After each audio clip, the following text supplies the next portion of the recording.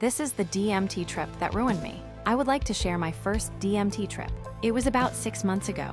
I was starting my 11th grade in high school, and I was fresh out of a stressful relationship, which was still messing with my head at the time. My one friend had half of a DMT cartridge left over from when him and his friends used it.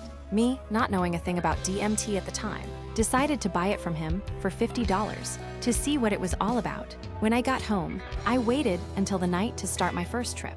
It was around 8-9 p.m., and I wasn't sure how much I was supposed to do. So I took one blinker off of the cart, and I felt fine, with a weird dry leaf taste in my mouth.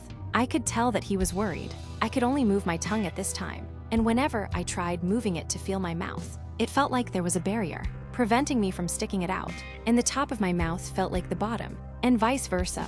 I remember the second I opened my eyes, I just started crying and hugging my cat, thankful that I didn't lose him, and everything all around me was moving. I still had somewhat of a ringing in my ears, and my walls were melting. After about 10 minutes of that going on, the trip started to wear off, and I was so thankful that I didn't die. I checked the cart, which was half full before I started, and it was completely empty, to the point where no smoke would come out of it. I do have to say, the next 2 times I've done DMT, it was in the powdered form, where I smoked it via bong. And my second trip was almost as bad as my first, but I knew what I was in for.